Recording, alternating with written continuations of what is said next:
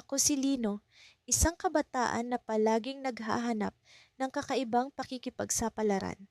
Sa buhay ko, isa lang ang hindi ko kailanman pinabayaan, ang pagkakaibigan namin ni Marco.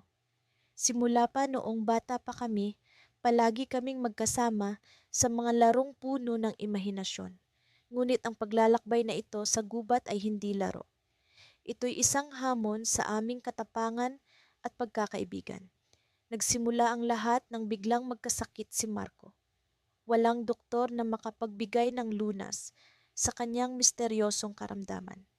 Isang gabi, habang nakaupo kami sa ilalim ng mga bituin, ibinulong ni Marco sa akin ang isang lihim. May nabalitaan akong gubat na may taglay na mahiwagang halamang gamot. Hindi ko alam kung totoo ito, ngunit ito na lang ang pag-asa ko. Isang malamig na hangin ang dumampi sa aking balat, ngunit ang determinasyon sa kanyang tinig ang nagpainit sa aking puso. Hindi ko siya maiiwan, kaya't kinabukasan nagpa siya kaming maglakbay patungo sa gubat. Nag-empake kami ng kaunting pagkain at tubig at naglakad ng magkasama, umaasa na makakahanap kami ng lunas. Habang tinatahak namin ang madilim at makipot na daan, nararamdaman ko ang takot na unti-unting lumalapit. Ang mga puno ay tila nagmamasid sa amin, ang kanilang mga sanga ay tila mga kamay na nag-aanyaya sa mga lihim ng gubat. Ngunit sa kabila ng takot, naroon ang pag-asa, isang pag-asang hindi namin hahayaan mawala. Sa tuwing tumitigil kami upang magpahinga, pinagmamasdan ko si Marco. Ang kanyang mukha, minsang puno ng sigla, ay ngayon nagtatago ng sakit.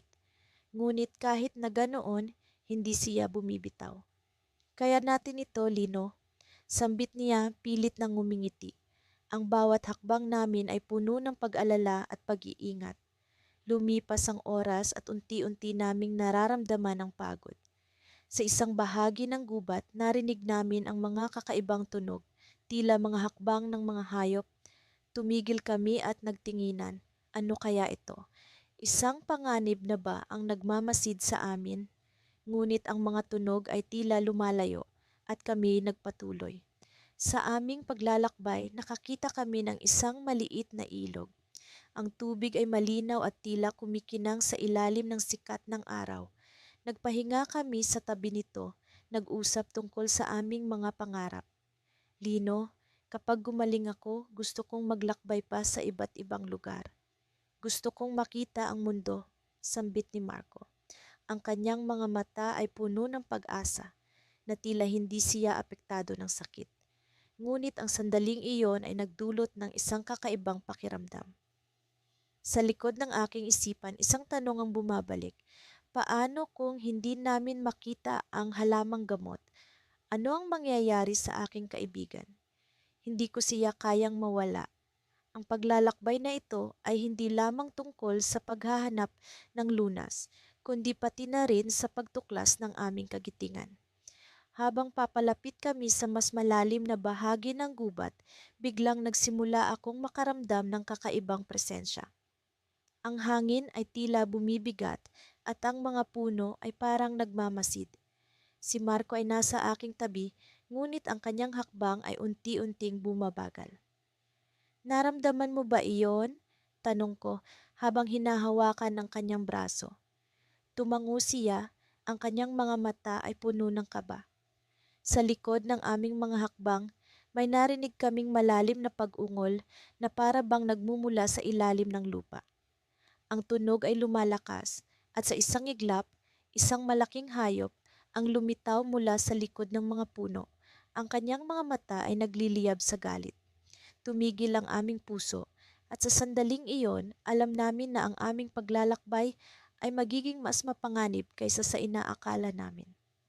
Sa likod ng mga punong kahoy na tila ba nakikiramay sa aming pagod, unti-unti naming narating ang mas madilim na bahagi ng gubat. Ang mga tunog ng kalikasan ay bumabaon sa aming pandinig, bawat kaluskos ay tila ba may gustong ipahiwatig. Kasama ang aking matalik na kaibigan na si Maya, hindi ko akalaing ang simple naming layunin ay hahantong sa ganitong klasing pagsubok. Alam mo, Miguel, kung hindi lang talaga para sa lunas na hinahanap natin, hindi kita dadalhin sa ganitong klasing lugar, sabi ni Maya habang tinitignan ang paligid. Ang kanyang boses ay puno ng determinasyon, ngunit hindi ko maikakaila ang bahagyang takot na naroon din. Minsan, naiisip ko kung sapat nga ba ang aming kaalaman para lusubin ang gubat na ito. Ano ka ba, Maya? Sagot ko, pilit na ngumiti. Simulat sa pool, alam naman nating hindi ito magiging madali, pero kaya natin to. Sa aming paglalakad, naramdaman ko ang bigat ng responsibilidad na nakaatang sa aming mga balikat. Ang mahal naming kaibigan na si Lila na nagdurusa sa sakit na hindi kayang gamutin ng mga karaniwang doktor ang dahilan ng aming paglalakbay. Ang lunas na aming hinahanap ay isang bihirang halamang gamot na sinasabing nasa pinakaloob ng gubat na ito. Marami na ang nagtangkang hanapin ito, ngunit walang bumalik na may tagumpay. Habang lumalalim ang gabi, ang liwanag ng araw ay unti-unting naglaho at ang gubat ay tila ba nagbago ng anyo. Sa gitna ng dilim, natutunan naming magtiwala sa aming pakiramdam. Ang bawat hakbang ay nagiging mas maingat, ang bawat tunog ay nagiging mas mapanganib. Subalit sa kabila nito, naroon ang hindi matitinag na pag-asa sa aming mga puso. Dito na ba yon? Tanong ni Maya, itinuro ang isang makipot na daan na tila ba nililok ng panahon. Sa aming mapa, ito ang nag-iisang landas patungo sa lugar kung saan sinasabing lumalago ang halamang gamot na hinahanap namin. Oo, ito nga yon, sagot ko habang tinitignan ng mapa. Pero mag-iingat tayo. Hindi natin alam kung ano ang naghihintay sa atin sa bandang dulo. Ang pagpasok namin sa makipot na daan ay parang pagpasok sa ibang mundo. Ang mga puno ay nagsimulang magkabuhol-buhol at ang hangin ay nagdala ng kakaibang amoy. Isang halimuyak na hindi ko mawari kung kaaya-aya o nakakatakot. Sa bawat hakbang, nararamdaman ko ang pag-init ng aking katawan na para bang may puwersang nagtutulak sa amin pasulong. Sa aming paglalakbay, natuklasan namin ang iba't ibang anyo ng kalikasan.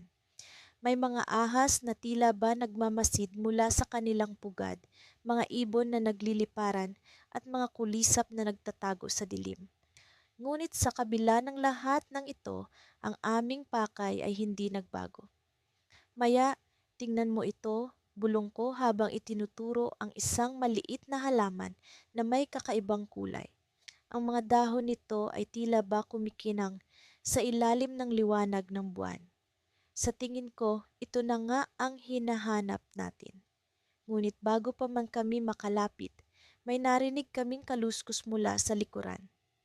Agad kaming napalingon at sa aming pagkagulat, isang nilalang ang biglang sumulpot mula sa kadiliman. Isang matandang lalaki na tila ba bahagi na ng gubat. Alam niyo ba kung ano ang hinahanap niyo?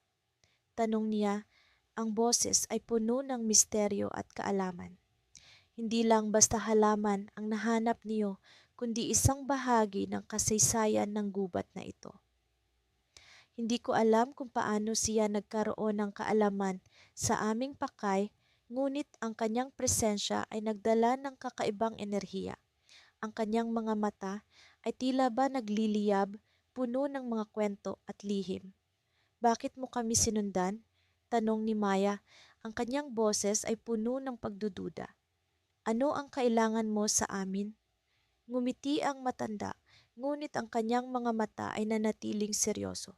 Hindi ako ang kailangan niyo ipag-alala, kundi ang mga nilalang na nagbabantay sa halamang gamot na iyan. Sila ang tunay na pagsubok. Sa likod ng kanyang babala, naramdaman ko ang kakaibang paggalaw sa paligid. Ang gubat ay tila ba nabuhay at ang mga anino ay nagsimulang gumalaw. Sa sandaling iyon, naisip ko kung sapat nga ba ang aming lakas para ipagpatuloy ang laban na ito. Miguel, anong gagawin natin? Tanong ni Maya. Ang kanyang boses ay puno ng kaba. Ngunit bago ko pa man masagot ang kanyang tanong, naramdaman ko ang pag-ikot ng hangin sa aming paligid. Ang gubat ay tila ba nagbago ng anyo at sa likod ng mga puno ay may mga mata na nakatingin sa amin, nagmamasid, naghihintay. Sa kabila ng aming takot, kailangan naming magdesisyon. At sa gitna ng dilim, naisip ko, kung ito na nga ba ang katapusan ng aming paglalakbay o simula ng mas malaking pakikipagsapalaran, hindi ko alam kung paano kami nakarating sa puntong ito. Ang buong gubat ay tila nagbago simula nang tumuntong kami sa lupang ito. Ang mga puno ay nagmistulang higante, ang mga dahon ay naglaglagan sa bawat hakbang, at ang hangin ay bumibigat sa bawat paghinga namin. Ako si Lila at kasama ko si Rina, ang matalik kong kaibigan. Pareho kaming naglalakbay dito sa gubat na ito upang hanapin ang lunas para sa karamdaman ng kanyang ina. Nasa tamang landas ba tayo, Lila? Tanong ni Rina habang patuloy kaming umuusad sa makapal na bahagi ng gubat. Oo, ayon sa mapa, kailangan nating sundan ang ilog hanggang sa makakita tayo ng isang punong may kakaibang hugis. Sagot ko, kahit na ang puso ko ay kinakabahan. Napansin ko ang pag-aalala sa mukha ni Rina. Alam ko kung gaano niya pinahahalagahan ang ina niya at ang bawat oras na lumilipas ay tila patak ng buhangin sa orasan. Nais kong makahanap kami ng lunas bago pa mawalan ng pag-asa si Rina. Nagpatuloy kami sa paglalakad nang marinig namin ang agos ng tubig. Narito na tayo, Rina, sabi ko habang tinuturo ang direksyon ng ilog. Kailangan lang nating sundan ito. Habang naglalakad kami sa gilid ng ilog, nagsimula akong makaramdam ng kakaibang presensya. Parang may mga matang nakamasid sa amin. Sinubukan kong iwaksi ang pag-aalinlangan at magtuon sa aming misyon. Pero hindi ko maiwasang lingunin ang paligid sa tuwing may kakaibang tunog akong naririnig. Isang oras ang lumipas at narating namin ang isang punong may kakaibang hugis. Hugis puso ang mga dahon nito. Ito na iyon, sigaw ni Rina, puno ng tuwa. Ngunit bago pa man kami makalapit, isang matandang lalaki ang lumitaw mula sa likod ng puno. Hinahanap niyo ba ang lunas? Tanong niya. Ang boses ay puno ng misteryo. Opo, kailangan po namin ng tulong ninyo. Sagot ni Rina, hindi alintana ang panganib na maaaring dala ng estranghero. Ngumiti ang matanda. Ang lunas ay nasa loob ng puso ng punong ito, ngunit hindi ito ganoon kadali. Mayroong pagsubok na dapat ninyong pagdaanan. Nagkatinginan kami ni Rina. Alam naming walang ibang paraan kundi ang subukan. Ano pong klaseng pagsubok? Tanong ko. Ito ay pagsubok ng inyong katapatan sa isa't isa. Isang pagsubok na susukat sa tibay ng inyong pagkakaibigan. Pumasok kami sa loob ng punong may hugis puso. Nagbago ang paligid mula sa madilim na gubat, napunta kami sa isang lugar na puno ng liwanag. Sa gitna may dalawang landas. Piliin niyo ang landas na nais niyong tahakin, sabi ng matanda. Nagkatinginan kami ni Rina. Alam namin na kahit anong piliin namin, kailangan naming magtiwala sa isa't isa. Piliin mo, Rina, sabi ko, binibigyan siya ng kalayaan. Pumili si Rina ng landas sa kanan at sumunod ako sa kaliwa. Sa bawat hakbang, nararamdaman ko ang takot na baka hindi na kami magkita pa. Pero naniniwala ako sa aming pagkakaibigan. Alam kong hindi kami bibiguin nito. Sa dulo ng landas, narating ko ang isang kwarto na puno ng salamin. Nakikita ko ang sarili ko sa bawat salamin, pero may isang salamin na iba. Ito ay nagpapakita ng imahe ni Rina. Nakatayo siya roon, nakatingin sa akin. Lila, nasa tamang landas ka. Huwag kang matakot, nandito lang ako, sabi ni Rina mula sa salamin. Naramdaman ko ang pag-iinit ng aking mga mata. Alam kong hindi ko siya dapat iwan. Rina, magtiwala ka sa akin, hindi kita pababayaan. Habang naglalakad ako patungo sa salamin, naramdaman ko ang malamig na hangin. Bigla, isang malakas na tunog ang bumalot sa kwarto. Nabasag ang salamin at nakita ko si Rina. Nakahandusay, walang malay. Rina! Sigaw ko habang tumatakbo patungo sa kanya. Pero bago ko pa siya marating, isang pader ng liwanag ang humarang sa akin. Ang pagsubok ay hindi pa tapos, Lila, sabi ng boses ng matanda. Piliin mo ang lunas o ang kaibigan mo. Hindi ko alam ang gagawin. Ang lunas ay nasa aking harapan, ngunit ang kaibigan ko ay nangangailangan ng tulong. Ito ba ang pagsubok ng katapatan? Paano kung mali ang piliin ko?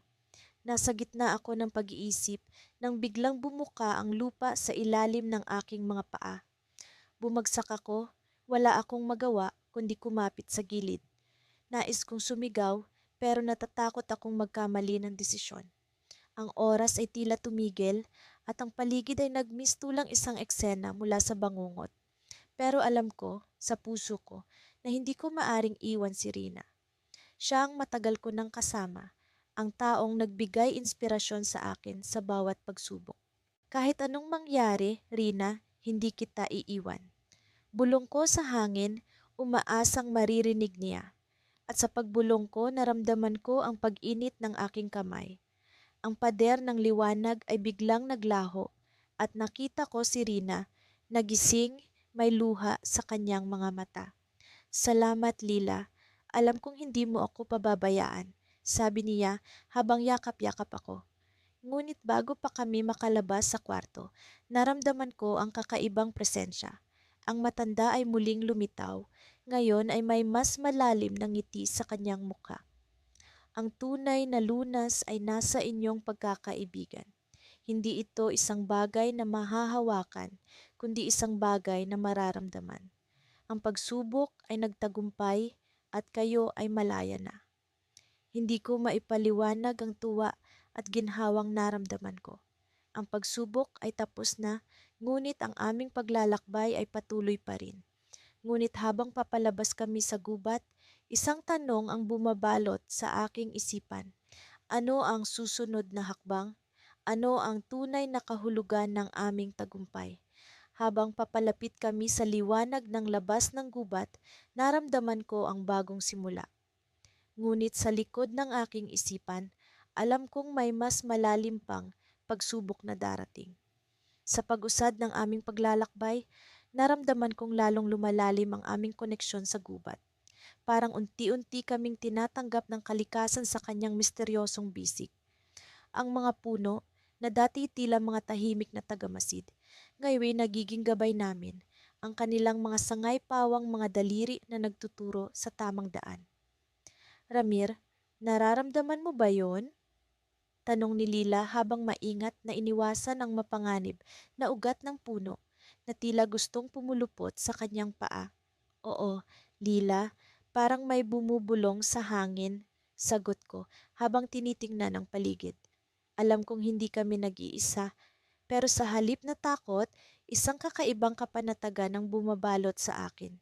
Patuloy kaming naglakbay, sinisikap na mabawasan ang pagod sa bawat hakbang. Ang hangin ay nagdala ng kakaibang lamig at ang mga tunog ng gubat ay tila nagiging mas alon ng mga pag-asa. Ang aming pakay ay ang mahiwagang halamang, sinasabing may kakayahang magpagaling sa sakit na bumabalot sa katawan ng aking kapatid. Isang alamat, ngunit sa aming desperasyon, ito'y naging tanglaw ng pag-asa.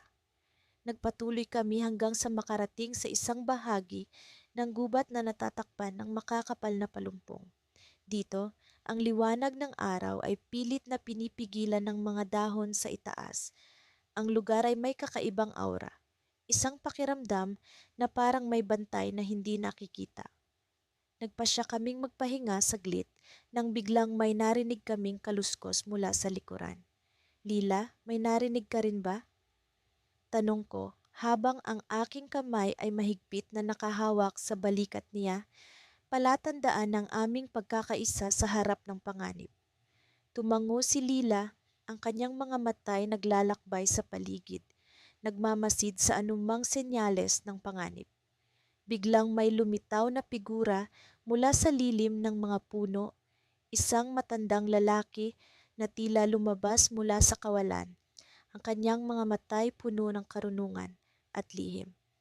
Huwag kayong matakot, Wika ng matanda, ang kanyang boses ay tila isang malamig na hangin na naglalakbay mula sa nakaraan. Ako si Mang Kaloy, ang tagapangalaga ng gubat na ito. Habang nag-uusap kami, nalaman namin mula kay Mang Kaloy na ang halamang hinahanap namin ay hindi basta-basta makikita. Ito'y may sariling buhay at ang gubat ang kanyang tahanan. Ngunit may isang kondisyon. Ang sinumang naghahanap sa kanya ay dapat na may dalisay na layunin. Paano namin makikita ang halaman? Tanong ni Lila, ang kanyang boses ay puno ng pag-asang hindi maikukubli. Ang inyong paglalakbay ay pagsubok sa inyong pagkakaibigan, sagot ni Mang Kaloy. Sa pusod ng gubat, isang liwanag ang magtuturo sa inyo. Ngunit mag-ingat dahil hindi lahat ng liwanag ay gabay. Nagpatuloy kami sa aming paglalakbay, ang mga paalala ni Mang Kaloy ay nananatili sa aming isipan. Sa bawat hakbang, naramdaman ko ang bigat ng responsibilidad, hindi lamang para sa aking kapatid, ngunit pati na rin sa pagkakaibigan namin ni Lila. Ang gubat ay nagiging mas misteryoso. Bawat tunog ay nagiging mas malalim, mas mahirap unawain, hanggang sa makarating kami sa isang maliit na clearing. Sa gitna nito ay isang ilaw, kumikislap at namumuno sa dilim. Ang liwanag ay tila nagtuturo sa amin sa isang direksyon. Ngunit sa kabila ng liwanag, naramdaman ko ang isang kakaibang pag-aalinlangan.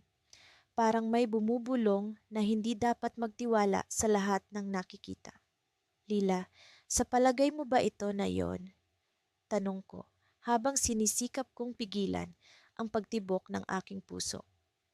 Ramir, ito na yata ang hinahanap natin, sagot ni Lila, ang kanyang mga matay punong-puno ng pag-asa.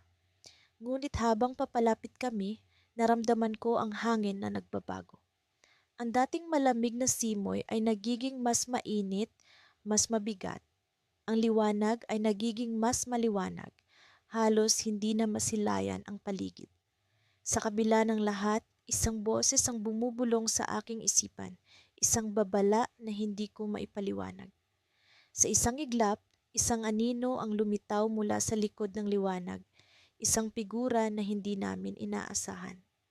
Ang kanyang mga mata ay tila apoy, at ang kanyang presensya ay nagdala ng takot na hindi namin maipaliwanag. Ang inyong paglalakbay ay hindi natatapos dito, wika ng figura, ang kanyang boses ay isang bulong ng hangin. Magsisimula pa lamang ang tunay na pagsubok. At doon, sa gitna ng gubat, sa harap ng liwanag na aming inaakalay kaligtasan, naramdaman namin ang tunay na simula ng aming pakikipagsapalaran, isang cliffhanger na nag-iwan sa amin ng mas maraming tanong kaysa sagot. Ang gubat ay may sariling lihim at kami bahagi na ngayon ng kanyang kwento. Sa gitna ng makapal na ulap ng pag-aalala, patuloy kaming naglalakbay ni Aira sa loob ng gubat. Ang bawat hakbang namin ay tila ba sinusukat ng mga matang nagmamasid mula sa likod ng mga puno. Ang hangin ay puno ng halimuyak ng mga bulaklak na hindi pa namin nakikita. Ngunit sa kabila ng ganda nito, isang malamlam na presensya ang bumabalot sa paligid. Ano kaya kung ang hinahanap natin ay wala talaga dito? Tanong ni Aira habang pinupunas ang pawis sa kanyang noo. Alam kong pagod na siya, ngunit hindi siya nagpapahalata. Isa sa mga bagay na hinahangaan ko sa kanya ay ang kanyang determinasyon, lalo na sa ganitong sitwasyon. Nararamdaman kong malapit na tayo, Aira. Hindi tayo pwedeng sumuko ngayon. Sagot ko, pilit na pinapalakas ang loob naming dalawa. Hindi biro ang misyon naming ito, ang paghahanap ng lunas para sa sakit ng kanyang kapatid. Ang gubat na ito ang sinasabing may taglay ng mga halamang may kakaibang kapangyarihan. Ngunit sa bawat paglipas ng oras, tila ba nagiging mas mahirap ang bawat hakbang. Nagpatuloy kami sa paglalakad hanggang sa narating namin ang isang maliit na batis. Ang tubig ay malinaw at sa ilalim nito ay kumikislap ang mga batong tila baginto. Dumukot kami ng kaunting tubig upang uminom at doon namin napansin ang isang kakaibang bagay sa pampang. Isang maliit na kahon na gawa sa kahoy na may mga ukit na hindi namin maintindihan. Sa tingin mo, ano ito? Tanong ni Aira habang dahan-dahang hinihipo ang kahon. Mukhang matagal na itong nandito. Habang pinag-aaralan namin ang kahon, biglang lumitaw ang isang matandang lalaki mula sa likod ng isang malaking puno. Ang kanyang buhok ay puti na parang nyebe at ang kanyang mga mata ay tila ba puno ng kaalaman na nagmula pa sa mga sinaunang panahon. "Huwag kayong matakot," sabi niya. "Ako si Lolo Baste, ang tagapangalaga ng gubat na ito." Nagulat kami sa kanyang biglaang pagdating, ngunit sa kabila ng aming pag-aalinlangan, may kung anong bagay sa kanyang presensya ang nagbigay sa amin ng tiwala. "Ano po ang kahon na ito, Lolo?" tanong ko. Ngumiti si Lolo Baste at ang kanyang ngiti ay tila ba nagdadala ng liwanag sa paligid. "Ang kahong iyan ay may laman na susi sa inyong hinahanap, ngunit may kapalit ang pagkuha niyan."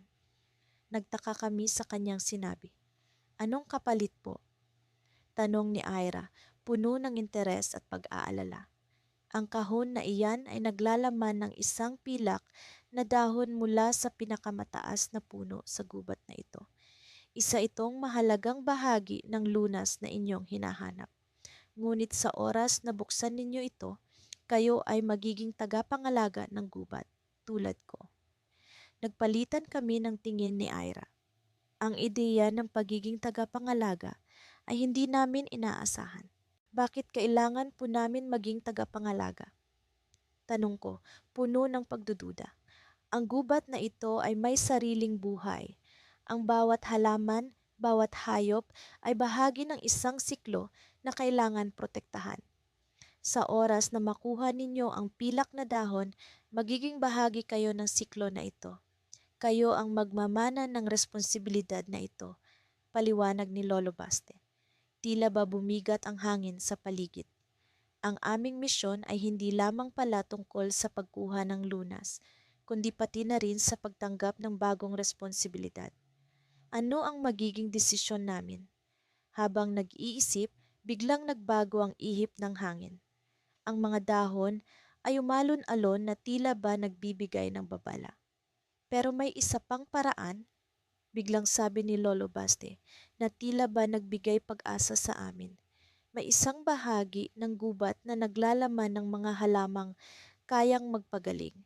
Ngunit ang daan papunta doon ay puno ng panganib. Kailangan ninyo itong harapin ng mag-isa nang walang tulong mula sa akin." Mabilis na nagpalitan ng tingin kami ni Ira. Ang ideya ng paghaharap sa panganib ay nakakatakot, ngunit kung may pagkakataon kaming makuha ang lunas ng hindi kinukuha ang responsibilidad, ito ay isang pagsubok na aming handang tanggapin. "Handa po kami," sagot ni Ira, puno ng tapang sa kanyang tinig. Tumango si Lolo Baste at nagbigay ng direksyon patungo sa bahagi ng gubat na aming tatahakin. Habang naglalakad, hindi maalis sa isip ko ang tanong, ano nga ba ang mga panganib na naghihintay sa amin? Sa likod ng bawat puno, sa ilalim ng bawat lilim, tila ba may mga lihim na nagkukubli? At sa aming patuloy na paglalakbay, ramdam ko ang pag-aalinlangan na unti-unting bumabalot sa amin. Sa dulo ng aming dalang pasya, isang malalim na boses ang umalingaw-ngaw mula sa likod. "Mag-ingat kayo," sabi ng isang hindi nakikitang nilalang na tila ba nagmumula sa kalaliman ng gubat. Napatingin kami ni Ira, ngunit ang paligid ay nanatiling tahimik. At sa oras na iyon, alam namin na ang aming paglalakbay ay hindi lamang tungkol sa paghahanap ng lunas, kundi pati na rin sa pagdiskubre ng mga lihim na hindi namin inaasahan. Sa paglalim ng gabi, ang liwanag ng buwan ay nagsilbing gabay namin ni Elara sa madilim na gubat. Ang mga puno'y tila nag-uusap sa pag-ugong ng hangin, habang ang mga dahon ay bumubulong ng mga lihim na hindi namin maunawaan. Sa aming paglalakbay, ay naramdaman ko ang bigat ng aming misyon, ang paghanap ng lunas para sa sakit na unti-unting kumikitil sa buhay ng aking kapatid. Rafa, sigurado ka bang tama ang direksyon natin? Tanong ni Elara. Ang boses niya ay puno ng pag-aalala. Kahit siya ay pagod na, hindi ko narinig ang anumang reklamo mula sa kanya. Siya ang aking matibay na haligi sa paglalakbay na ito. Tiwala lang, Elara. Ayon sa mapa mula sa matandang mangkukulam, kailangan natin hanapin ang punong may pulang dahon sa gitna ng gubat. Doon matatagpuan ang mahiwagang halamang gagamitin natin sa lunas. Sagot ko habang pinipilit kong itago ang aking pag-aalinlangan. Sa bawat hakbang namin, ang gubat ay tila nag-iiba ng anyo. Ang paligid ay puno ng kakaibang ingay ng mga hayop na hindi namin kilala. Hindi ko maiwasang magtaka kung ano ang naghihintay sa amin sa dulo ng aming paglalakbay. Ang gubat na ito ay puno ng misteryo at bawat sulok ay may kwento ng pakikipagsapalaran. Habang patuloy kami sa paglalakad, biglang sumiklab ang isang kakaibang liwanag mula sa likod ng mga puno. Tila ba kami nasa gitna ng isang panaginip kung saan ang lahat ay nagiging surreal. Sa gitna ng liwanag na iyon, nakita namin ang punong hinahanap namin. Punong may pulang dahon na tila mga apoy na kumikislap sa dilim. Ngunit bago pa man kami makalapit, isang kakaibang anyo ng hayop ang humarang sa aming daan. Isang malaking lobo na ang mga matay kumikinang sa gabi. Ang kanyang presensya ay naghahatid ng takot sa aming mga puso. Ngunit sa kabila nito, alam kong hindi kami pwedeng umatras. Elara, kailangan nating harapin ito. Kung hindi, hindi natin makukuha ang halamang kailangan natin. Bulong ko sa kanya habang unti-unting lumalapit ang lobo. Naramdaman ko ang tibok ng puso ko na bumibilis, ngunit ang tapang ni Elara ay nagbigay sa akin ng lakas. Hinawakan niya ang aking kamay at sabay namin hinarap ang lobo. Sa kabila ng takot, nagawa naming ipakita na kami hindi susuko. Alam kong naramdaman ng lobo ang aming determinasyon at sa isang iglap, bigla itong tumahimik. Sa hindi inaasahang pagkakataon, lumapit ang lobo at umupo sa harap namin. Ang mga mata nito'y nagkaroon ng kakaibang ningning na tila ba kami kanyang sinusubok. Sa sandaling iyon, naisip ko na marahil ang lobo ay hindi isang hadlang, kundi isang gabay. Rafa, tingnan mo, sabi ni Elara na nakatingin sa puno. Ang punong may pulang dahon ay nagsimulang magbigay ng liwanag at sa ilalim nito ay lumitaw ang isang maliit na halaman na kumikinang. Ang halaman na iyon ang aming pakay. Inabot ko ito at sa sandaling iyon, naramdaman ko ang kakaibang enerhiya na dumadaloy sa aking mga kamay. Ngunit sa likod ng tagumpay na iyon, naramdaman ko ang malamig na hangin na biglang umihip at sa isang iglap, ang lobo ay naglaho. Napatitig kami ni Elara sa paligid at napansin namin na ang gubat ay tila nag-iba ng anyo. Ang mga puno ay tila bumabalot sa amin at ang daan pabalik ay biglang nawala. Elara, kailangan nating makalabas dito agad, sabi ko. Ngunit naramdaman kong may kakaibang puwersa na pumipigil sa amin. Sa likod ng punong may pulang dahon, isang pintuang gawa sa liwanag ang biglang lumitaw. Tila ba kami inaanyayahan nito na pumasok sa loob. Rafa, ano ang gagawin natin? Tanong ni Elara habang hawak ang aking kamay. Hindi ko alam kung ano ang naghihintay sa likod ng pintuang iyon. Ngunit alam ko na ito ang aming tanging daan palabas. Sa kabila ng takot, naramdaman ko ang tiwala ni Elara sa akin. Ang aming pagkakaibigan ay naging gabay sa aming paglalakbay at alam kong hindi kami nag-iisa. Sumunod ka sa akin, Elara. Mukhang ito ang susi para makabalik tayo, sagot ko habang unti-unti kaming lumalapit sa pintuan. Ngunit bago namin tuluyang mabuksan ang pintuan, narinig namin ang isang kakaibang tunog na nagmumula sa likod namin. Isang ingay na tila ba nagmumula sa kalaliman ng gubat. Sa sandaling iyon, naramdaman ko ang pag-ikot ng paligid. at biglang bumalot sa amin ang dilim. Sa gitna ng kadiliman, naramdaman ko ang malamig na hangin na bumalot sa amin at sa isang iglap, ang aming paligid ay naging tahimik. Tila ba kami nahulog sa isang mundo na hindi namin kilala kung saan ang lahat ay hindi inaasahan. Ang pintuan ay naglaho at kami naiwan sa gitna ng kawalan. Sa sandaling iyon, naisip ko na ang tunay na pagsubok ay nagsisimula pa lamang. Ang aming paglalakbay ay hindi pa tapos at ang gubat na ito ay may mas malalim na lihim na kailangan naming tuklasin. Ang aming paglalakbay ay naging mas komplikado at sa kabila ng aming takot, alam kong hindi kami susuko. Sa likod ng bawat pagsubok ay isang pag-asa na kami makakahanap ng lunas at makabalik sa aming tahanan. Ang aming pagkakaibigan ay naging ating tanglaw at sa gitna ng kawalan, kami patuloy na maglalakbay. Sa mga oras na iyon, habang patuloy kaming naglalakbay sa malalim na gubat, hindi mapigilan ng mga mata ko ang paglingon sa paligid. Ang bawat hakbang ay tila ba isang paglalakbay sa misteryo, habang ang mga anino ng mga puno ay nagiging mas madilim at mas mabigat. Si Kaloy, ang matalik kong kaibigan, ay tahimik na naglalakad sa tabi ko. Pareho kaming pagod at gutom, ngunit ang pag-asang makahanap ng lunas para sa kanyang karamdaman ang nagtutulak sa amin na magpatuloy. Alam mo, Nardo, minsan iniisip ko kung tama ba itong ginagawa natin.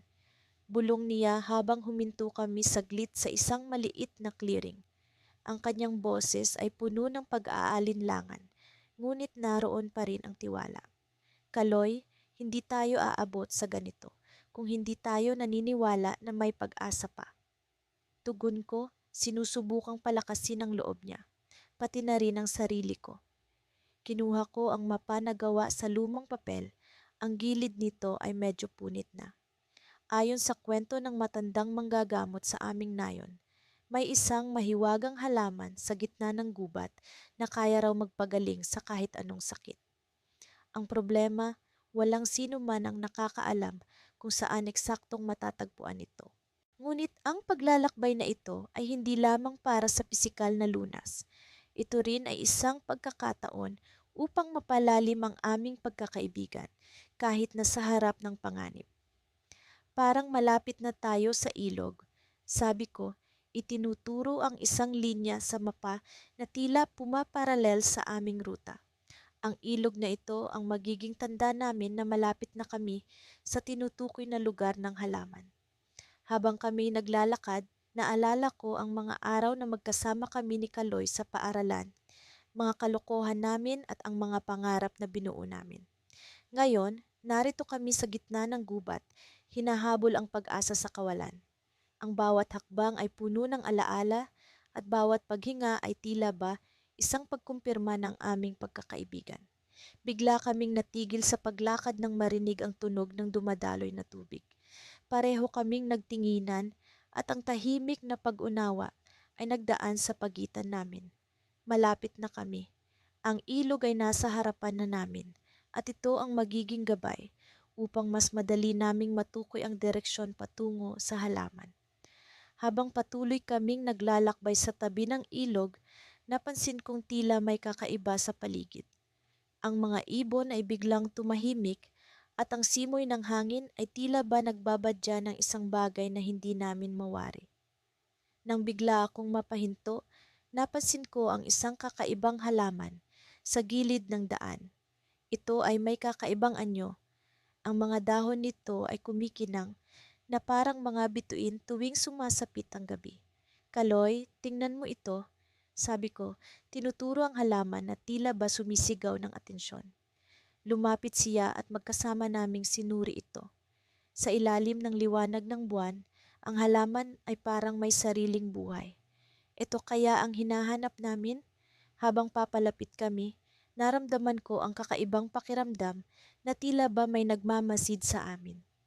Bumilis ang tibok ng puso ko, ngunit pinilit kong kalmahin ang sarili. Hindi namin maaaring sayangin ang pagkakataong ito. Bigla, isang tunog ang bumasag sa katahimikan ng gabi. Isang malakas na kaluskos mula sa likuran namin. Pareho kaming napatingin. Ang mga mata ni Kaloy ay puno ng takot at sa isang iglap, nagising ang aming survival instincts. Ano ang nasa likuran namin? Isang hayop ba o isang tao?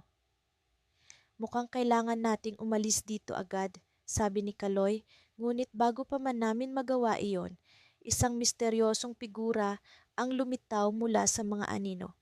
Ang kanyang mga mata ay tila ba kumikinang sa dilim at ang kanyang presensya ay nagdala ng malamig na hangin sa paligid. Naglakbay kayo ng malayo para sa lunas, sabi ng figura. Ang kanyang boses ay puno ng autoridad at misteryo. Ngunit tandaan, hindi lahat ng lunas ay sinadya para sa lahat.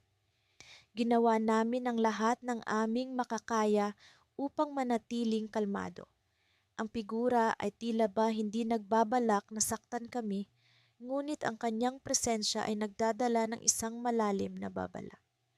Kung nais niyo ng lunas, dapat niyo munang malaman ang dahilan ng inyong paglalakbay. Patuloy ng figura. Bago siya tuluyang naglaho sa likod ng mga puno, iniwan kami ni Kaloy na puno ng tanong sa aming isipan. Ano ang tunay na kahulugan ng aming paglalakbay?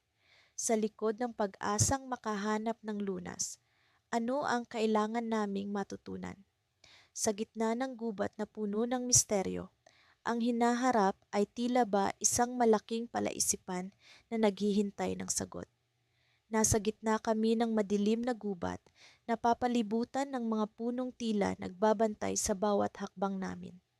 Ang hangin ay malamig at ang bawat tunog, kaluskos ng dahon, pagaspas ng pakpak ng ibon, ay parang bumubulong ng babala. Kahit nakakatakot, hindi kami tumigil. Hindi pwede. Para kay inay, para sa kapatid ni Elias na si Lina, kailangan naming mahanap ang lunas. Si Elias ang unang nagsalita. Saan kaya tayo dadalhin ng daan na to? Tanong niya habang binubuksan ang mapa na tinahin namin mula sa pira-pirasong impormasyon sa mga kwento ng matatanda sa baryo. Ang mapa ay hindi perpekto, may mga bahagi itong kulang, at ang iba ay puro haka-haka lang. Pero iyon lang ang meron kami. Ang sabi ng kwento, nasa sentro ng gubat ang lawan ng lunas. Tugon ko pilit na pinapalakas ang loob niya. Hindi tayo pwedeng magkamali. Malapit na tayo, Elias. Ngunit sa loob-loob ko, isang tanong ang gumugulo sa isip ko. Paano kung wala talaga ang lawa? Paano kung lahat ng ito ay kathang isip lang? Habang naglalakad, napansin ko ang kakaibang anyo ng mga puno. Ang mga ugat nila ay parang gumagalaw, unti-unting lumalapit sa amin. Elias, bulong ko. May napapansin ka ba? Tumigil si Elias at tumingin sa paligid, ngunit sa halip na matakot, ngumiti siya. Baka malapit na tayo, Isay, ang sabi ni Lola. Kapag nakaramdam ng kakaiba sa gubat, iyon na ang palatandaan na nasa tamang daan tayo. Tumango ako, ngunit hindi nawala ang kaba ko. Pakiramdam ko, may kung anong bagay na nakamasid sa amin. Hindi kami nag-iisa.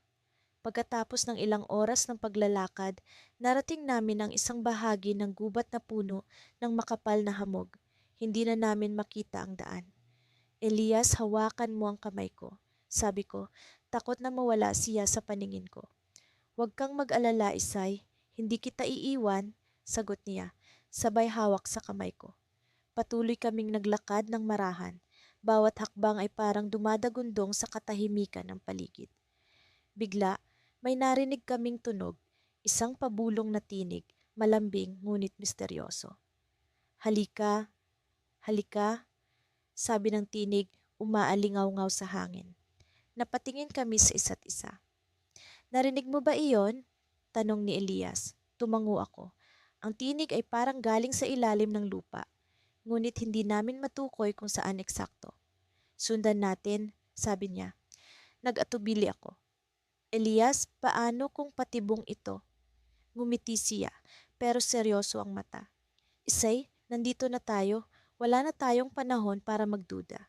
Kung ito ang daan para sa lunas, susundan ko. Wala akong magawa kundi sumunod. Malapit na kaming makarating sa sentro ng gubat. Iyon ang pakiramdam ko. Ngunit habang papalapit kami sa pinanggalingan ng tinig, mas lalong bumibigat ang hangin. Parang may kung anong puwersa na pumipigil sa amin. Sa wakas, narating namin ang isang maliit na clearing sa gitna ng gubat. Sa gitna nito ay may isang matandang puno. Ang mga ugat nito ay bumalot na sa lupa, tulad ng mga braso ng isang higanteng nilalang. Ang tinig ay nanggagaling mula sa puno. Oo, mula sa puno mismo. Halika, muling bulong nito, mas malinaw na ngayon.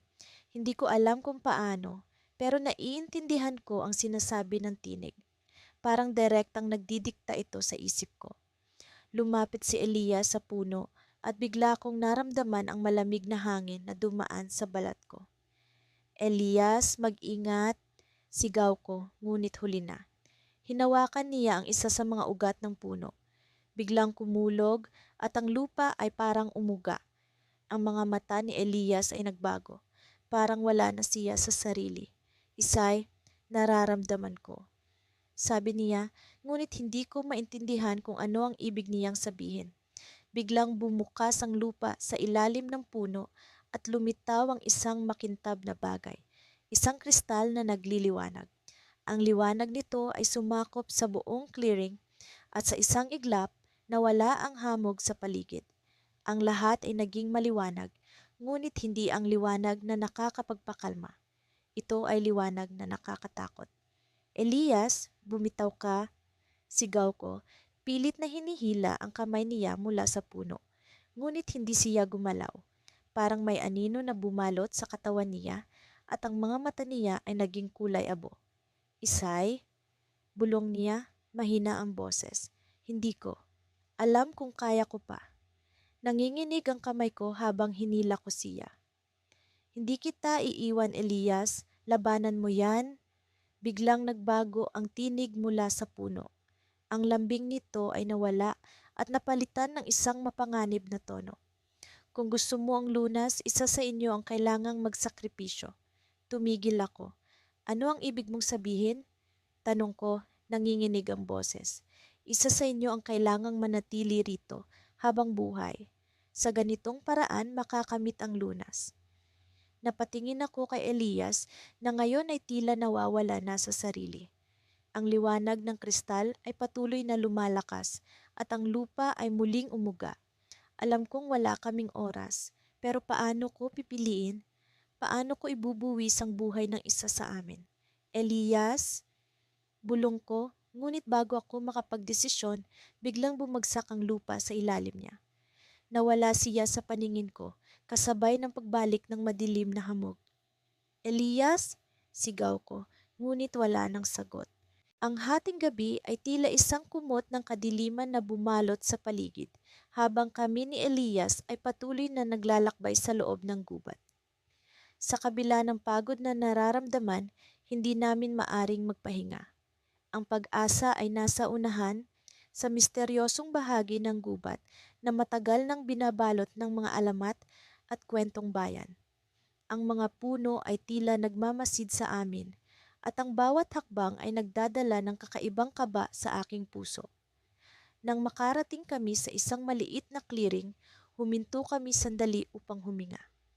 Ang buwan ay naglalagay ng malapilak na liwanag sa kapaligiran at sa gitna nito, isang matandang puno ang nakatayo na may kakaibang anyo. Ang mga ugat nito ay tila mga kamay na nakabaon sa lupa at ang mga dahon ay sumasayaw sa malamig na hangin. Elias, ito na kaya ang hinahanap natin? Tanong ko habang nakatingin sa puno. Walang kasiguraduhan pero kailangan nating subukan. Sagot niya habang inilalabas ang lumang mapa na pagod na sa kabubuklat. Ayon sa alamat, ang lunas na hinahanap natin ay nakatago sa loob ng punong ito. Habang lumalapit kami sa puno, napansin ko ang kakaibang kinang sa paligid nito. Ang liwanag ay tila nagmumula sa kaloob-looban ng puno. Nang kami ay makalapit, napansin ni Elias ang isang maliit na butas sa puno. Sinubukan niyang ipasok ang kamay niya, ngunit biglang nagliwanag ang paligid at kami ay napaatras sa gulat. Anong nangyari? Tanong ko habang nililingon ang paligid, nanginginig sa kaba at pagtataka. Parang may pumigil sa akin, sagot ni Elias, halatang naiinis ngunit determinado. Hindi pa man kami nakaka-recover mula sa pagkabigla, isang matandang boses ang umalingaw-ngaw sa paligid. Sino ang nangangahas na galawin ng punong ito? Lumabas mula sa likod ng puno ang isang matandang babae na may hawak na baston. Ang kanyang mga mata ay tila naglalaman ng karunungang mula pa sa sinaunang panahon. Hinahanap po namin ng lunas para sa kaibigan namin, sagot ko. Hindi maitago ang kaba sa aking tinig. May sakit siya na hindi kayang gamutin ng mga doktor. Ngumiti ang matanda, ngunit hindi ko mabasa kung ito ba ay ngiti ng pagkakaintindihan o babala. Ang lunas na hinahanap ninyo ay hindi basta-basta makukuha, sabi niya. Kailangan ninyong magpatunay na kayo ay karapat-dapat. Nagkatinginan kami ni Elias. Alam namin na wala kaming ibang pagpipilian kundi sundin ang kanyang sinasabi. Anong kailangan naming gawin? Tanong ni Elias, puno ng determinasyon sa kanyang tinig. Mayroong isang pagsubok na kailangan ninyong pagdaanan, sabi ng matanda, habang itinuturo ang isang landas na patungo sa mas malalim na bahagi ng gubat. Doon sa dulo ng landas na ito ay makikita ninyo ang isang lawa. Sa ilalim ng lawa ay nakatago ang isang sagradong bato. Kailangan ninyong makuha ito at dalhin pabalik dito. Kaagad kaming nagpasya ni Elias na sundan ang landas patungo sa lawa. Habang naglalakad, naramdaman ko ang bigat ng responsibilidad sa aking balikat. Ang buhay ng kaibigan naming si Lila ay nakasalalay sa aming tagumpay. Hindi rin maalis sa isip ko ang sinabi ng matanda. Ano kaya ang mga pagsubok na naghihintay sa amin? Pagdating namin sa lawa, napansin namin ang kakalmot-kalmot na anyo ng tubig. Parang may misteryo itong itinatago sa ilalim.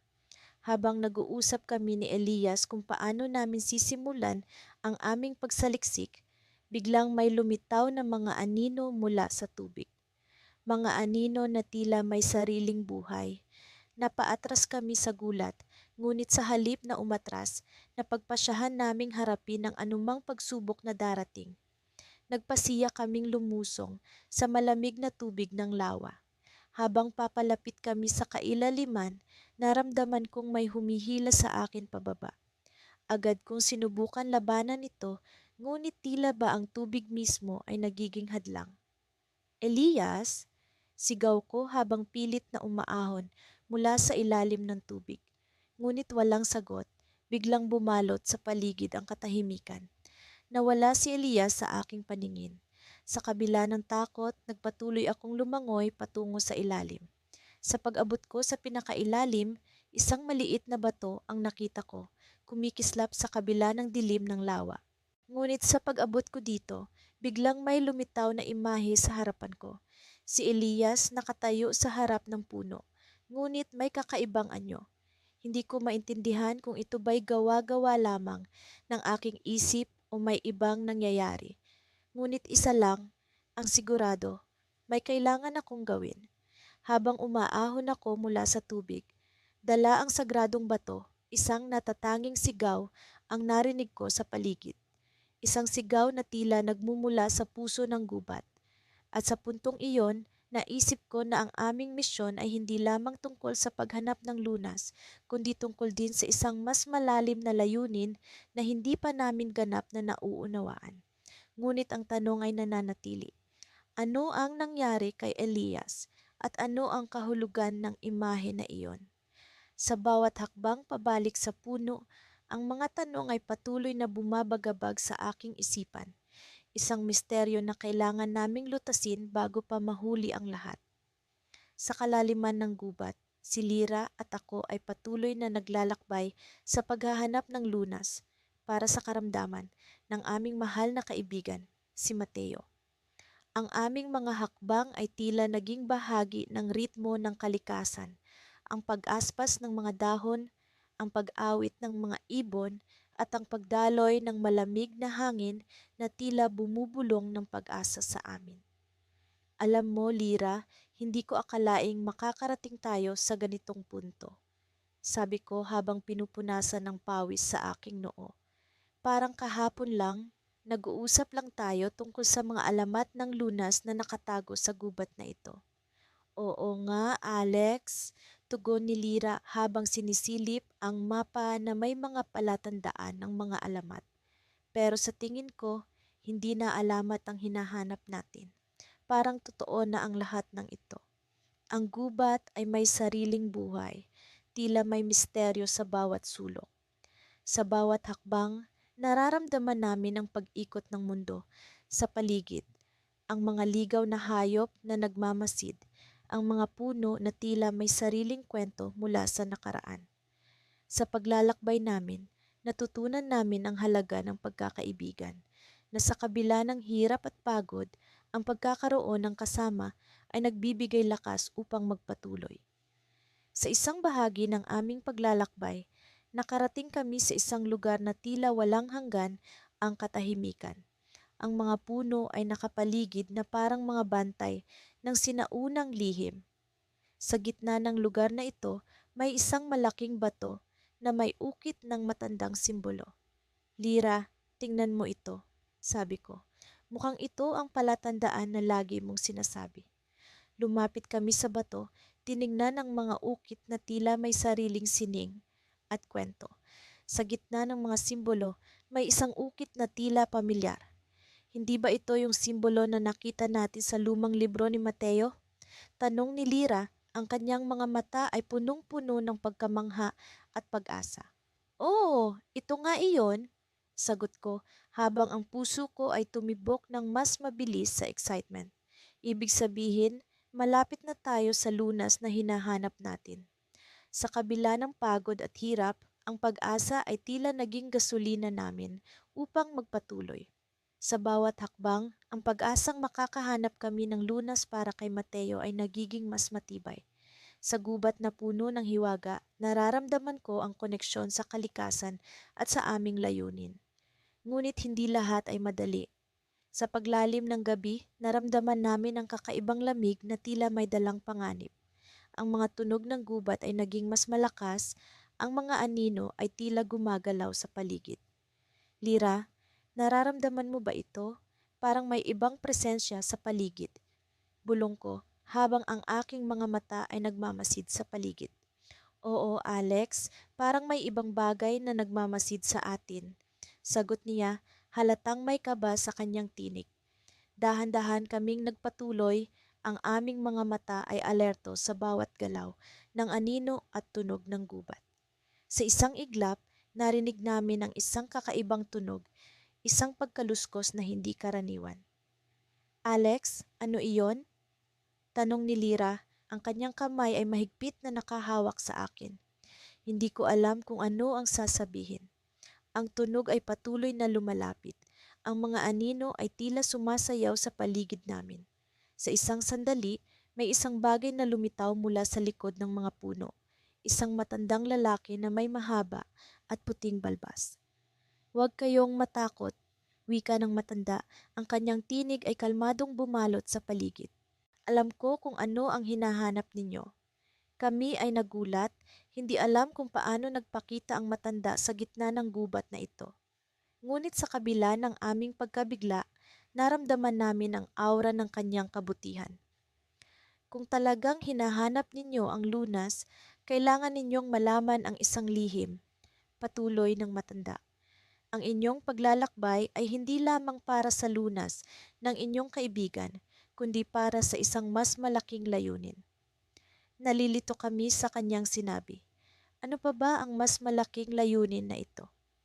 Bukas, sa pagsikat ng araw, magkakaroon kayo ng pagpipilian, dagdag niya. Isang pagpipilian na magbabago sa takbo ng lahat. Sa mga salitang iyon, nawala ang matanda na parang usok sa hangin, iniwan kami ni Lira sa gitna ng gubat na puno ng tanong at pag-aalinlangan. Ano ang ibig sabihin ng matanda? Ano ang pagpipilian na magbabago sa lahat? Alex, Ano sa tingin mo ang gagawin natin? Tanong ni Lira. Ang kanyang mga mata ay puno ng pag-aalala.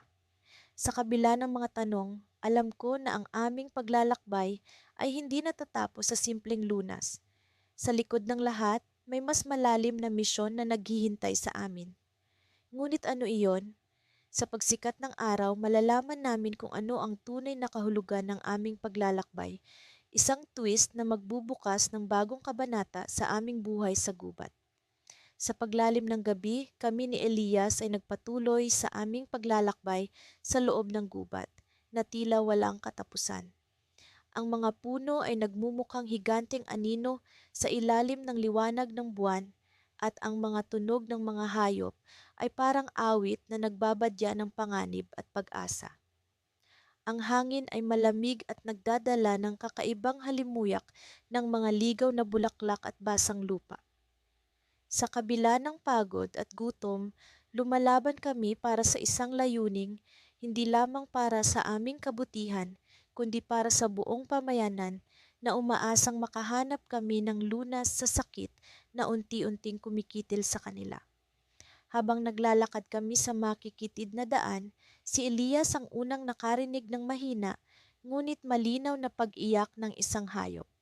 Tumigil kami at nagmasid. Sa di kalayuan, may nakita kaming maliit na nilalang na nakataling sa isang puno. Isang batang usa na tila naguguluhan at takot. Walang alinlangan, lumapit kami upang palayain ito. Habang abala si Elias sa pag-aalis ng tali, napansin kong may kakaibang ukit sa puno. Isang simbolo na hindi ko mawari, ngunit tila pamilyar. Elias, tingnan mo ito, sabi ko habang itinuturo ang ukit. Lumapit siya at tiningnan ito ng mabuti. Para itong bahagi ng mapa na nakita natin sa lumang aklat ni Lolo Isko, sabi niya, na nagbigay sa akin ng kakaibang kaba at pananabik. Sa aming paglalakbay, palagi naming dala-dala ang aklat na iyon bilang gabay. Ibinuka ko ang aklat at hinanap ang pahina kung saan nakaukit ang parehong simbolo. Tama nga siya, bahagi ito ng isang mapa na naglalayong magturo sa amin sa isang lugar na tinatawag na Pusod ng Kagubatan, kung saan sinasabing naroroon ang mahiwagang halamang may kakayahang magpagaling ng kahit anong karamdaman. Nang makawala na ang batang usa, agad itong tumakbo palayo. Kami na may nagpatuloy, ngunit ngayon ay may bagong layunin, hanapin ang pusod ng kagubatan. Ang mga hakbang namin ay naging mas mabilis at sa bawat hakbang ay dala namin ang pag-asa ng pagpapagaling. Ngunit habang palalim kami ng palalim sa gubat, naramdaman kong may nagbabago sa paligid. Ang mga dahon sa paligid ay tila nanginginig kahit walang hangin. Ang mga anino ay nagiging mas makapal at ang liwanag ng buwan ay tila nagkukubli. Bigla, isang malamig na hangin ang dumaan at sa isang iglap, nakarinig kami ng mga yabag hindi malayo sa aming kinaroroonan. Nagkatinginan kami ni Elias, parehong nag-aalala, ngunit determinado. Sinundan namin ang tunog at sa aming paglingon sa likod ng isang malaking puno, nakita namin ang isang grupo ng mga taong hindi namin kilala, nakapulupot sa isang bilog, tila may ginagawang ritual. Sa gitna nila ay may isang malaking bato na pamilyar ang itsura. Iyon ang bato sa gitna ng mapa sa aklat. Sila marahil ang mga tagapangalaga ng pusod ng kagubatan. Bulong ni Elias na tila nagtataka ngunit puno ng determinasyon. Ngunit bago pa man kami makalapit, nakaramdam ako ng biglang sakit sa aking braso. Pagtingin ko, isang maliit na palaso ang nakabaon sa aking balat at unti-unting nagdilim ang aking paningin. Elias, ang nasambit ko na lang bago ako nawala ng malay. Nang magising ako, naramdaman kong magaan ang aking katawan, ngunit tila may kung anong puwersa ang pumipigil sa akin. Nakahiga ako sa malaking bato at sa paligid ko ay naroon ang grupo ng mga taong nakita namin. Inaawit ang mga salitang hindi ko maunawaan. Sa gilid ng aking paningin ay nakita ko si Elias, hawak ang aklat. Ngunit may isang nakakatakot na ekspresyon sa kanyang mukha. Elias, anoong nangyayari? Tanong ko, ngunit tila hindi niya ako naririnig. Sa halip, isa sa mga tagapangalaga ang lumapit sa akin at nagsalita, "Ikaw ang napili. Ang tadhana mo'y nakatali na sa pusod ng kagubatan. Ang iyong kaluluwa ang magiging susi sa pagbangon ng lunas." Ang mga salitang iyon ay nagdulot ng matinding takot sa aking puso. Ano ang ibig sabihin nilang ako ang napili? At bakit tila may ibang plano ang tadhana para sa akin? Habang naguguluhan, nakita kong may kislap sa mga mata ni Elias. Hindi ko alam kung ito'y dala ng pag-asa o ng pag-aalala. Sa mga sandaling iyon, alam kong isang malaking desisyon ang kakailanganin naming gawin at ang susunod na hakbang ay maaaring magbago sa aming kapalaran magpakailanman. Ngunit bago ko pa man maisip ang susunod na gagawin, isang malakas na liwanag ang bumalot sa buong paligid at ang lahat ay tila naglaho sa isang iglap. Hindi ko na alam kung ilang oras na kaming naglalakbay sa loob ng gubat. Ang mga puno ay tila nagkukubli ng misteryo at ang mga tunog ng kalikasan ay nagiging mas malalim sa bawat hakbang namin. Si Arvin, ang aking matalik na kaibigan, ay palaging nasa tabi ko. Hindi kailanman bumibigkas ng reklamo, kahit na ang paglalakbay ay nagiging mas mahirap sa bawat sandali. "Sigurado ka bang ito ang daan?" Tanong ko kay Arvin habang tinutungo namin ang mas makapal na bahagi ng gubat. Ang mga dahon ay halos bumabalot sa landas at ang liwanag mula sa araw ay pilit na sumisiksik sa mga sanga. "O, ito ang daan," sagot ni Arvin. May kumpiyansa sa kanyang tinig. "Walang ibang daan na magdadala sa atin sa lunas ng kalusugan." Sinasabi nilang sa gitna ng gubat na ito ay may isang mahiwagang halaman na may kakayahang pagalingin ang lahat ng uri ng karamdaman. Matagal na naming pinlano ang paglalakbay na ito, umaasang matutuklasan namin ang matagal nang hinahanap na himala para sa sakit ng ama ni Arvin. Nagsimula akong makadama ng pagod, ngunit hindi ko ito pinahalata kay Arvin. Alam kong mas mabigat ang pasanin niya, ang dahilan ng aming paglalakbay ay pagalingin ang ama niya. Ngunit sa kabila ng pagod, hindi ko maiwasang humanga sa kagandahan ng paligid. Ang mga bulaklak na hindi ko pa nakikita, ang mga kakaibang hugis ng puno, at ang mga tunog ng mga ibon na tila nag-aawitan para sa aming pagdating. Habang lumalalim ang gabi, nagdesisyon kaming magpahinga muna sa isang maliit na clearing. Umupo ako sa tabi ni Arvin habang inilalatag niya ang mga dalang kumot. Ang mga bituin ay kumikislap sa langit, nagbibigay ng munting aliw sa aming pagod na katawan. "May nararamdaman ka bang pagbabago?" tanong ni Arvin habang nakatingin sa akin. "Parang may kakaiba sa hangin," tugon ko. "Parang may pulbos na aroma.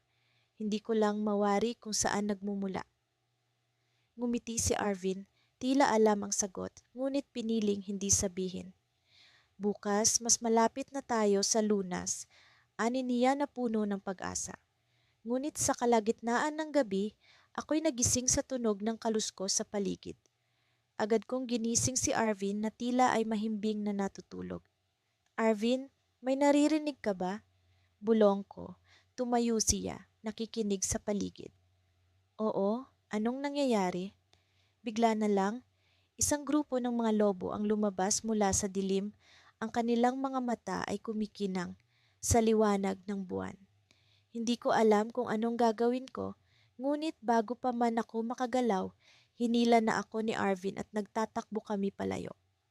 Ang mga lobo ay mabilis na tumutugis sa amin, ngunit mas mabilis kaming tumakbo.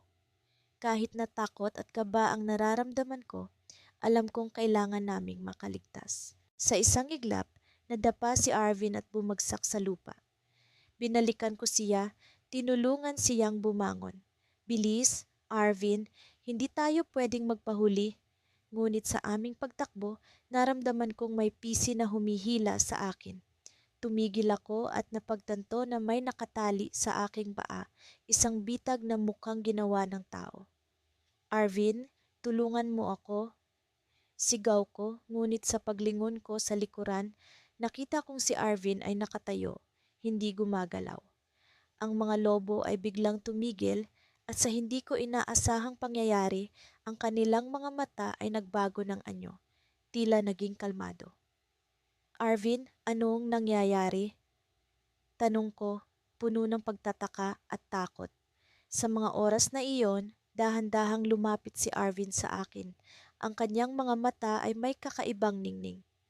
Matagal ko nang alam na darating ang mga lobo, sabi niya, sa tinig na tila may sikreto. Alam ko ang daan, pero hindi ko sinabi sa iyo ang buong kwento. Bigla niyang itinaas ang kanyang kamay at ang mga lobo ay umupo sa paligid niya, tila siya ang kanilang pinuno. Arvin, ano ang ibig sabihin nito? Sa pag-amin ni Arvin, nabunyag ang isang lihim na hindi ko inaasahan. Ako ang tagapangalaga ng gubat na ito at ang lunas ng kalusugan ay hindi basta-basta makukuha. Kailangang ipakita ang tunay na layunin para makuha ito. Napatingin ako sa kanya, hindi makapaniwala. Bakit mo to ginawa? Bakit mo ko isinama? Ngumiti si Arvin, puno ng hiwaga. Dahil sa iyo, natutunan kong may halaga ang pagkakaibigan sa tunay na layunin. Kailangan kong malaman kung tunay ang iyong intensyon sa paglalakbay na ito. Sa mga sandaling iyon, naramdaman ko ang bigat ng kanyang mga salita na ang paglalakbay na ito ay hindi lamang para sa paghanap ng lunas, kundi para sa pag-unawa sa halaga ng pagkakaibigan at katapatan. Ngunit sa kabila ng lahat, isang katanungan ang naiwan. Ano ang magiging kapalaran ko sa kamay ng mga lobo at sa misteryo ng gubat na ito?